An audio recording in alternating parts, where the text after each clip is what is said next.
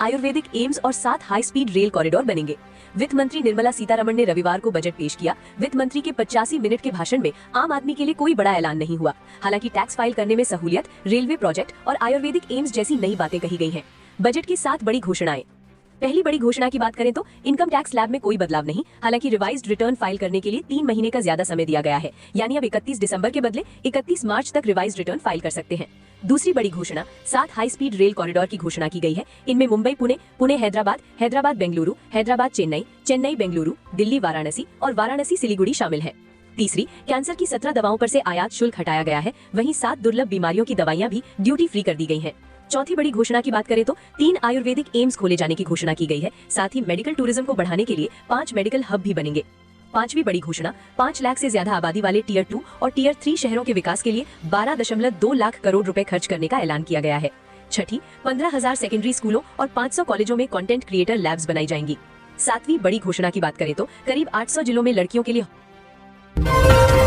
पलामू में पति पत्नी और बेटे की हत्या। ओझा गुनी के शक में तीनों को टांगी से काटा। पड़ोसियों ने मर्डर की घटना को दिया अंजाम। पलामू में एक ही परिवार के 3 लोगों की बेरहमी से हत्या कर दी गई है। तीनों की हत्या टांगी से काट कर किए जाने की बात सामने आई है। यह वारदात सुबह 7 बजे के करीब की है। मृतकों में विजय भुइयां, उनकी पत्नी हेमंती देवी और पुत्र छोटू कुमार शामिल है। इस दिल दहला देने वाली घटना के बाद पूरे गाँव में दहशत का माहौल है। मामला जिले के पांकी थाना क्षेत्र के कुसड़ी गाँव का है। जानकारी के अनुसार गाँव के ही रविंद्र भुइयां और प्रमोद भुइयां ने इस वारदात को अंजाम दिया है। बताया जा रहा है कि रविवार सुबह करीब 3 बजे दोनों आरोपियों के पिता महेशी भुइयां 65 वर्षीय की बीमारी के कारण मौत हो गई थी। पिता की मौत से आक्रोशित होकर दोनों भाइयों ने पड़ोसी विजय भुइयां के परिवार को इसके लिए जिम्मेदार ठहराया। आरोप है कि उन्होंने विजय भुइयां और उनके परिवार पर ओझागुनी करने का आरोप लगाते हुए टांगी और चाकू से हमला कर दिया। इस हमले में विजय भुइयां, उनकी पत्नी हेमंती देवी और पुत्र छोटू कुमार की मौके पर मौत हो गई है। घायलों में विजय भुइयां की बेटी ममता 12 साल की घायल है। वहीं विजय की बड़ी बहू ने किसी तरह अपनी जान बचाई और बच्ची को लेकर अस्पताल पहुंची। ग्रामीणों के अनुसार विजय भुइयां और महेशी भुइयां के परिवारों के बीच पिछले कई सालों से ओझागुनी को लेकर विवाद चल रहा था।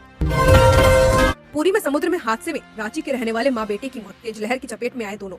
ओडिशा के पुरी में समुद्र स्नान के दौरान एक हृदय विदारक हादसे में राजधानी रांची के ध्रुवा निवासी मां बेटे की जान चली गई है। मृतकों की पहचान अंकिता गुप्ता 48 वर्षीय और उनके पुत्र हंसराज गुप्ता उर्फ अंकित गुप्ता 25 वर्षीय के रूप में की गई है। घटना पुरी के चक्र तीर्थ रोड स्थित पिक हाउस के पास की है। परिवार से मिली जानकारी के अनुसार शनिवार की सुबह अंकिता गुप्ता अपने बेटे हंसराज के साथ समुद्र में स्नान करने गई थी। उनके साथ परिवार के अन्य सदस्य भी मौजूद थे। इसी दौरान समुद्र में उठी तेज रिप करंट की चपेट में अंकिता गुप्ता आ गई। मां को डूबता देख हंसराज उन्हें बचाने के लिए आगे बढ़ा, लेकिन वह भी तेज लहरों की गिरफ्त में आ गया। दोनों को संकट में देख परिजनों ने शोर मचाया, जिसके बाद मौके पर मौजूद निजी लाइफगार्ड और स्थानीय मछुआरे समुद्र में उतरे और मां बेटे को बाहर निकाला। उन्हें तत्काल पुरी के अस्पताल ले जाया गया, जहां डॉक्टरों ने दोनों को मृत घोषित कर दिया। हंसराज गुप्ता रांची के टाटी सिल्वर स्थित सीआईटी में बीटेक के फाइनल ईयर के छात्र थे। वे अपने माता पिता की इकलौती संतान थे। उनकी एक बहन तान्या गुप्ता बेंगलुरु में रहती हैं। मृतक हंसराज के पिता अमरजीत प्रसाद आरएसएस ध्रुवा क्षेत्र के पूर्व नगर कार्यवाहक रह चुके हैं और वर्तमान में महानगर स्तर पर संगठन से जुड़े हुए हैं।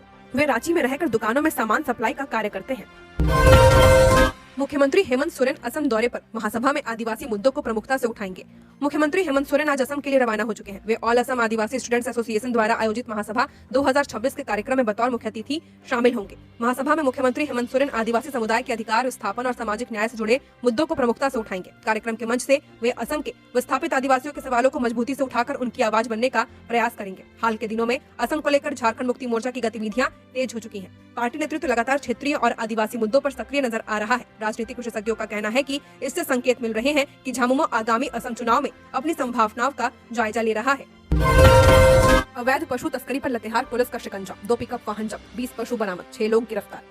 लातेहार में अवैध पशु तस्करी के खिलाफ पुलिस ने बड़ी कार्रवाई करते हुए 2 पिकअप वाहनों से 20 पशु बरामद किए हैं। इस मामले में मनिका थाना पुलिस ने 6 लोगों को गिरफ्तार किया है। थाना प्रभारी प्रभात कुमार दास ने बताया कि पुलिस अधीक्षक कुमार गौरव को गुप्त सूचना मिली थी कि सतबरवा की ओर से 2 पिकअप वाहनों में पशुओं को क्रूरतापूर्वक लादकर अवैध रूप से लातेहार ले जाया जा रहा है। सूचना के आधार पर त्वरित कार्रवाई करते हुए मनिका थाना क्षेत्र के ग्राम नामुदाग स्थित पेट्रोल पंप के पास जांच अभियान चलाया गया। जांच के दौरान सतबरवा की ओर जा रहे पिकअप वाहन को रोका गया। तलाशी लेने पर पिकअप वाहन से 10 बछड़े, 5 काले और 5 सफेद, जबकि पिकअप वाहन से 10 पशु, 3 गाय और 7 बछड़े बरामद किए गए। सभी पशुओं को अमानवीय और क्रूरतापूर्वक तरीके से वाहन में लादा गया था। पुलिस द्वारा वाहन चालकों और सवार व्यक्तियों से पशु परिवहन से संबंधित वैध कागजात की मांग की गई, लेकिन कोई भी दस्तावेज प्रस्तुत नहीं किया गया। इसके बाद दोनों पिकअप वाहनों के साथ सभी 20 पशुओं को जब्त कर लिया गया है। पुलिस ने इस मामले में 6 लोगों को गिरफ्तार किया। गिरफ्तार आरोपियों में हीरालाल चौधरी, अहमद अंसारी, इरफान अंसारी, जैनुल अंसारी और अधीन कुमार यादव और दानिश अंसारी शामिल हैं। झारखंड में नगर निकाय चुनाव को लेकर सरगर्मी तेज, मेयर पद को लेकर तस्वीर होने लगी साफ। झारखंड में होने वाले नगर निकाय चुनाव को लेकर राजनीतिक हलचल तेज हो चुकी है। नामांकन पत्रों की बिक्री के आंकड़े बता रहे हैं कि इस बार चुनावी मुकाबला कड़ा होने वाला है। राजधानी रांची से लेकर धनबाद तक मेयर और वार्ड पार्षद के पद के लिए बड़ी संख्या में उम्मीदवार मैदान में उतरने की तैयारी कर रहे हैं। रांची नगर निगम क्षेत्र में मेयर पद के लिए अब तक 16 नामांकन पत्रों की बिक्री हो चुकी है। वहीं वार्ड पार्षद पद के लिए 382 लोगों ने नामांकन पत्र खरीदे हैं। धनबाद नगर निगम में भी चुनावी माहौल गर्म है। यहाँ मेयर पद के लिए 36 नामांकन पत्र बिक चुके हैं, जबकि वार्ड पार्षद पद के लिए 457 इच्छुक उम्मीदवारों ने पर्चे खरीदे हैं। नामांकन प्रक्रिया के साथ ही राजनीतिक दलों के भीतर बैठकों का दौर तेज हो चुका है। प्रत्याशियों के चयन और समर्थन को लेकर लगातार मंथन चल रहा है। कई दलों में संभावित उम्मीदवारों को लेकर सहमति बनाने की कोशिश भी तेज कर दी गई है। सूत्रों के मुताबिक मेयर पद को लेकर कई नगर निगम क्षेत्रों में बीजेपी के भीतर सहमति बनती दिख रही है। रांची से मेयर पद के लिए रोशनी खलको का नाम लगभग तय माना जा रहा है। वहीं धनबाद में संजीव अग्रवाल, देवघर से रीता चौरसिया और मानगो से संध्या सिंह का नाम लगभग तय माना जा रहा है। कुल मिलाकर नगर निकाय चुनाव को लेकर झारखंड की राजनीति में गहमागहमी बढ़ती जा रही है। 3 फरवरी को झरिया के पूर्व विधायक संजीव सिंह करेंगे मेयर पद के लिए नामांकन। धनबाद में नगर निकाय चुनाव को लेकर सियासी सरगर्मी तेज हो चुकी है। ऐसे में एक बड़ी खबर सामने आ रही है, जहां झरिया के पूर्व विधायक संजीव सिंह 3 फरवरी को मेयर पद के लिए नामांकन पत्र दाखिल करेंगे। संजीव सिंह का नगर क्षेत्र में लंबे समय से मजबूत जनाधार है और वे विशेष रूप से श्रमिक मजदूर वर्ग की आवाज उठाते रहे हैं। धुर्की प्रखंड में हाथियों का उत्पात, राहगीरों की 3 मोटरसाइकिलों को हाथियों ने किया क्षतिग्रस्त, बाल बाल बचे मोटरसाइकिल सवार। गढ़वा में आम राहगीरों की जान उस वक्त आफत में पड़ गई जब सामने से हाथियों के झुंड ने हमला कर दिया। लोग जैसे तैसे जान बचाकर भागे हैं, लेकिन मोटरसाइकिल हाथियों के जद में आ गई, जिसके बाद लोगों में दहशत का माहौल है। मामला झारखंड छत्तीसगढ़ बॉर्डर के माचपानी का है। धुर्की प्रखंड के संरक्षित वन क्षेत्र में जंगली हाथियों और मानव के बीच बढ़ता टकराव अब गंभीर रूप लेता जा रहा है। जंगल पहाड़ों के लगातार हो रहे विनाश और प्राकृतिक आवास सिमटने के कारण जंगली हाथी अब गाँव इलाकों और मुख्य सड़कों की ओर रुख कर रहे हैं। इसी कड़ी में झारखंड छत्तीसगढ़ कन्हर तटीय बलचौरा जंगल क्षेत्र में हाथियों के एक झुंड ने जमकर उत्पात मचाया है, जिससे पूरे इलाके में दहशत का माहौल है। इस ताजी घटना में बलचौरा अंबाखोरिया मार्ग पर छत्तीसगढ़ से नगर उटारी की ओर जा रहे मोटरसाइकिल सवारों पर जंगली हाथियों ने अचानक हमला कर दिया। हाथियों के झुंड को सड़क पर देखकर बाइक सवारों के हाथ पांव फूल गए। जान बचाने के लिए वे मोटरसाइकिल सड़क पर ही छोड़कर जंगल की ओर भाग खड़े हुए। गुस्साए हाथियों ने तीनों मोटरसाइकिलों को पैरों से कुचलकर पूरी तरह क्षतिग्रस्त कर दिया। झारखंड में मौसम रहेगा शुष्क, सुबह हल्का कोहरा। अगले 4 दिनों में 4 डिग्री तक चढ़ेगा पारा। ठंड से अभी पूरी तरह नहीं मिलेगी राहत। झारखंड में फिलहाल मौसम शुष्क बना रहेगा। मौसम विभाग के पूर्वानुमान के अनुसार 4 फरवरी तक राज्य के ज्यादातर जिलों में सुबह के समय हल्के से मध्यम स्तर का कोहरा या कुहासा देखने को मिल सकता है। सुबह के बाद आंशिक बादल छा सकते हैं, लेकिन दिन चढ़ने के साथ ही आसमान साफ हो जाएगा। यह स्थिति मध्य झारखंड, दक्षिणी झारखंड, उत्तर पश्चिमी और उत्तर पूर्वी झारखंड के जिलों में लगभग एक समान रहने की संभावना है। राजधानी रांची और इसके आसपास के इलाकों में भी सुबह कोहरा रहेगा, जबकि दिन में मौसम शुष्क और सुहाना बना रहेगा। मौसम विभाग ने स्पष्ट किया है कि इस दौरान बारिश या किसी तरह की मौसमी गतिविधि की संभावना नहीं है। तापमान की बात करें तो अगले 24 घंटों में न्यूनतम तापमान में किसी बड़े बदलाव की संभावना नहीं है। हालांकि अगले 4 दिनों के दौरान अधिकतम तापमान में 3 से 4 डिग्री सेल्सियस तक की बढ़ोतरी दर्ज की जा सकती है। रांची में 31 जनवरी को अधिकतम तापमान 26 डिग्री और न्यूनतम 11 डिग्री सेल्सियस रहने का अनुमान है। इसके बाद अधिकतम तापमान 27 से 28 डिग्री तक पहुंच सकता है, जबकि न्यूनतम तापमान 12 से 14 डिग्री के बीच रह सकता है। मौसम विभाग ने 5 और 6 फरवरी को सुबह हल्का कोहरा और बाद में आसमान मुख्य रूप से साफ रहने की संभावना जताई है। इस पूरे अवधि में मौसम को लेकर किसी प्रकार की चेतावनी जारी नहीं की गई है। कल से खुलेगा लोक भवन का उद्यान। पहली बार देखने को मिलेगा हॉलैंड के विख्यात फूल ट्यूलिप। आज जानिए क्या है खास। आपको अमिताभ रेखा के फिल्म सिलसिला का गाना देखा एक ख्वाब याद है? इसका फिल्मांकन हॉलैंड के प्रसिद्ध ट्यूलिप गार्डन में हुआ था। इसके बाद ट्यूलिप फूल भारतीयों में इतना पॉपुलर हुआ कि इसे जम्मू कश्मीर में खास लगाया गया और सिर्फ ट्यूलिप देखने लाखों पर्यटक हर साल श्रीनगर जाते हैं। अब इस विख्यात फूल को देखने की तमन्ना रांची में भी पूरी होगी, क्योंकि कल से लोक भवन के प्रसिद्ध उद्यान में इसे देख पाएंगे। रांची में पहली बार ट्यूलिप फूलों को लगाया गया है और इसमें काफी अच्छी फ्लावरिंग भी हुई है। इस बार लोक भवन उद्यान आम दर्शकों के लिए 2 फरवरी से 8 फरवरी तक खुला रहेगा। दिन के 10 से 3 बजे तक खुला रहेगा, लेकिन प्रवेश 1 बजे तक ही मिलेगा। उद्यान प्रभारी रबुल अंसारी ने बताया कि इस बार किचन गार्डन में आइसबर्ग लेट्यूस खास तौर पर लगाया गया है। यह सलाद, सैंडविच और बर्गर में प्रयोग होता है, क्योंकि यह लंबे समय तक कुरकुरा बना रहता है। इसमें 96% पानी होता है और यह विटामिन ए, के व फोलेट का अच्छा स्रोत है। सिमडेगा में नदी में डूबा 8वीं कक्षा का छात्र, दोस्तों संग पहुंचा था पिकनिक मनाने। सिमडेगा के बोलबा प्रखंड अंतर्गत दानगड्डी पर्यटन स्थल पर नदी में डूबने से संत Peter English medium school ठेठाई Tangar के 8वीं कक्षा के छात्र अभिषेक कुमार सिंह के लापता होने की सूचना है। छात्र अपने स्कूल साथियों के साथ पिकनिक मनाने दानगड्डी गया हुआ था। घटना के बाद स्थानीय लोगों और प्रशासन की ओर से काफी खोजबीन की गई। घटना की जानकारी मिलते ही ठेठाई टांगर प्रखंड मुख्य प्रमुख विपिन पंकज मिंज और विधायक प्रतिनिधि मोहम्मद कारू मौके पर पहुंचे और स्थिति का जायजा लिया है। मामले की सूचना जिला प्रशासन को दे दी गई है, जिसके बाद सिमडेगा के उपायुक्त ने तत्काल संज्ञान लेते हुए एनडीआरएफ की टीम से संपर्क किया। सुबह सुबह भीषण सड़क हादसे में 6 की मौत, 50 मीटर तक बिखरे शव ही शव। पटना में एक भीषण सड़क हादसा हुआ है। बिहटा में ऑटो और ट्रक की टक्कर में 6 लोगों की मौत हो गई, 2 लोग गंभीर हैं। बताया जा रहा है कि सभी मृतक मनेर दरगाह में उर्स देखकर ऑटो से आरा लौट रहे थे, तभी लेखन टोला पुल के पास रॉन्ग साइड से आ रहे ट्रक ने ऑटो को टक्कर मार दी। टक्कर इतनी भीषण थी कि ऑटो सवार सड़क पर जा गिरे और करीब 50 मीटर तक शव बिखरे पड़े मिले। ऑटो का अगला हिस्सा पूरी तरह क्षतिग्रस्त हो गया था और सड़क पर खून फैला हुआ था। मृतकों में 2 छोटे बच्चे भी शामिल हैं। घटना की सूचना मिलते ही पुलिस की टीम पहुंची। पुलिस ने सभी शवों को कब्जे में लेकर बिहटा थाना भेज दिया है। हादसा लेखन टोला पुल के पास हुआ है। मृतकों की पहचान मोहम्मद गुड्डू 33 वर्षीय, मोहम्मद इम्तियाज 30 वर्षीय, मोहम्मद शहजाद 22 वर्षीय, सफान 3 वर्षीय, अल्फी 2 वर्षीय के रूप में की गई है। सभी मृतक आरा के थाना मुफस्सिल थाना क्षेत्र के दौलतपुर चित्रलेनपुर के रहने वाले हैं। बिहटा एसएचओ अमित कुमार ने बताया कि रात करीब 2 बजे एक ऑटो पर सवार 5 लोग मनेर से उर्स देखकर भोजपुर लौट रहे थे। इसी दौरान लेखन टोला के पास विपरीत दिशा से आ रहे एक ट्रक ने ऑटो को टक्कर मार दी। हादसे में 5 लोगों की मौके पर मौत हो गई है। 3 घायलों का पीएमसीएच में इलाज जारी है। इलाज के दौरान घायलों में से एक की मौत हो गई है। पुलिस ने ट्रक को जब्त कर लिया है और ट्रक ड्राइवर को गिरफ्तार कर लिया गया है। धनबाद में फल दुकान में भीषण आग, रमजान के लिए जुटाया था बड़ा स्टॉक, रोजी रोटी पर संकट, लाखों का नुकसान। धनबाद के वासेपुर आरा मोड़ पर स्थित एक फल दुकान में बीती रात तड़के भीषण आग लग गई। आग इतनी तेजी से फैली कि कुछ ही देर में दुकान में रखा सारा फल और अन्य सामान जलकर राख हो गया। घटना के समय आसपास का इलाका धुएं और आग की लपटों से भर गया, जिससे इलाकों में अफरा तफरी मच गई। स्थानीय लोगों ने जब दुकान से आग और धुआं निकलते देखा तो तुरंत आग बुझाने का प्रयास किया। सूचना पर बैंक मोड़ थाना की पुलिस पहुंची और स्थिति को नियंत्रित कराया गया। राहत की बात यह रही कि इस हादसे में किसी के हताहत होने की सूचना नहीं है, लेकिन दुकानदार को भारी आर्थिक नुकसान उठाना पड़ा है। फल दुकानदार परवेज अंसारी ने बताया कि उन्होंने रमजान पर्व को देखते हुए फलों का बड़ा स्टॉक मंगाया था। सेब, संतरा, केला, अनार सहित अन्य फलों के साथ साथ दुकान का पूरा ढांचा और जरूरी सामान आग की भेंट चढ़ गया। परवेज अंसारी के अनुसार इस आगजनी में उन्हें लाखों रुपए का नुकसान हुआ है। उन्होंने कहा कि रमजान के मौके पर अच्छी बिक्री की उम्मीद थी, लेकिन आग लगने से सारी मेहनत और पूंजी एक झटके में खत्म हो गई। इस घटना के बाद उनके परिवार की रोजी रोटी पर संकट खड़ा हो गया है। स्कूटी सवार युवक को बोलेरो ने मारी टक्कर, मौत। गुमला में रिश्तेदार के अंतिम संस्कार से लौट रहा था। बेंगलुरु में सिक्योरिटी गार्ड था। गुमला के सदर थाना क्षेत्र में शनिवार शाम एक सड़क हादसे में 21 साल के स्कूटी सवार युवक की जान चली गई है। घटना पालकोट रोड स्थित FCI गोदाम के पास हुई है, जहां पीछे से आ रही एक बोलेरो ने स्कूटी को जोरदार टक्कर मार दी। हादसे में पंडरिया निवासी मोतीलाल साहू के पुत्र चंद्रेश साहू की मौके पर ही गंभीर हालत हो गई। परिजनों ने तत्काल सदर अस्पताल लेकर पहुंचे, जहां डॉक्टरों ने जांच के बाद मृत घोषित कर दिया। घटना के बाद पूरे परिवार में कोहराम मच गया है। 5600 धावकों की रफ्तार से जागा बोकारो, सेल हाफ मैराथन में दिखा फिट इंडिया का जोश, दौड़ के बहाने फिटनेस का संदेश। बोकारो में रविवार को सेल बोकारो हाफ मैराथन का आयोजन किया गया है, जिसमें फिटनेस और खेल भावना का शानदार संगम देखने को मिला। सेक्टर 4 स्थित मोहन कुमार मंगलम स्टेडियम से शुरू हुई इस मैराथन में कई श्रेणियों में करीब 5600 धावकों ने भाग लिया है। झारखंड के कई जिलों के साथ साथ अन्य राज्यों में भी खिलाड़ी और फिटनेस प्रेमी बोकारो पहुंचे। आयोजन को लेकर बीते 1 महीने से पंजीकरण प्रक्रिया चल रही थी, जिसमें कुल 5800 धावकों ने नाम दर्ज कराया था। सुबह से ही स्टेडियम और आसपास के इलाकों में धावकों, उनके परिजनों और दर्शकों की भीड़ नजर आई। दौड़ शुरू होते ही पूरे उस शहर में उत्साह का माहौल बन गया। मैराथन को लेकर प्रशासन और आयोजन समिति ने सुरक्षा के व्यापक इंतजाम किए थे।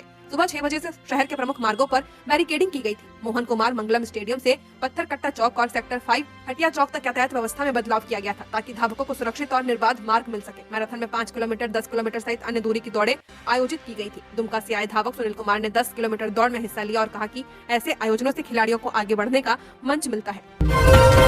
जमताड़ा में विधवा आदिवासी महिला से 15,000 की छिनते। जमताड़ा में बढ़ते अपराध ने एक बार फिर लोगों की चिंता बढ़ा दी है। ताजा मामला शहर के पोस्ट इलाके न्यू टाउन से सामने आया है, जहां देर शाम एक विधवा आदिवासी महिला से 15,000 की छिनताई की घटना को अंजाम दिया गया। वारदात के बाद इलाके में दहशत का माहौल है। पीड़िता न्यू टाउन निवासी सुनीता मुर्मू ने बताया कि वह गांधी मैदान के समीप स्थित एपेक्स इंस्टीट्यूट से अपनी बेटी उषा सोरेन को लेकर घर लौट रही थी। इसी दौरान एक्सचेंज गली स्थित ज्ञानोदय स्कूल के पास पहले से मौजूद एक युवक ने अचानक उनके हाथ से पर्स छीन लिया और मौके से फरार हो गया। पीड़िता के अनुसार पर्स में 15,000 नकद थे, जो उन्होंने घरेलू जरूरतों के लिए ATM से निकाले थे। घटना के बाद महिला और उनकी बेटी काफी भयभीत है। इस संबंध में पीड़िता ने जमताड़ा थाना में लिखित आवेदन देकर न्याय की गुहार लगाई है। जयपुर की फैक्ट्री में धमाका, 3 की मौत, मजदूर के अंगों के टुकड़े बिखरे, मैनेजर का पैर अलग हुआ, 2 किलोमीटर का एरिया दहला। जयपुर के Wilson cryo gases oxygen plant में हुए धमाके के शिकार तीसरे युवक की भी मौत हो गई है। गंभीर हालत में 31 जनवरी की रात उसे SMS हॉस्पिटल में भर्ती कराया गया था। इस हादसे में फैक्ट्री के मैनेजर सहित 3 लोगों की मौत हो चुकी है। 31 जनवरी की शाम हादसे के दौरान प्लांट में 100 से ज्यादा ऑक्सीजन के सिलेंडर रखे थे। इस दौरान फैक्ट्री में काम कर रहे मजदूर मुन्ना राय के शरीर के चिथड़े उड़ गए, उसके अंग अलग अलग हिस्सों में बिखर गए। मैनेजर विनोद गुप्ता का एक पैर और हाथ का पंजा अलग हो गया। शनिवार रात 10:30 बजे इलाज के दौरान हॉस्पिटल में उन्होंने दम तोड़ दिया था। देर रात करीब 1:30 बजे SMS हॉस्पिटल में शिबू की भी मौत हो गई। धमाके से 2 किलोमीटर का एरिया दहल उठा था। दर्जनों मकानों, दुकानों की खिड़कियों के शीशे टूट गए थे, दीवारों में दरारें आ चुकी थी। ऐसा लगा जैसे भूकंप आया हो। शिबू उर्फ अनुवा नागटीटी, भोजूली, मुन्ना राय उर्फ विकास राय, डामुंडा, लोथारिया, लुकिया, धनबाद और विनोद गुप्ता जयपुर के मुरलीपुरा के रहने वाले थे। रांची एसएसपी ने जुआ व ब्राउन शुगर के धंधे में संलिप्त 5 पुलिसकर्मियों को किया सस्पेंड।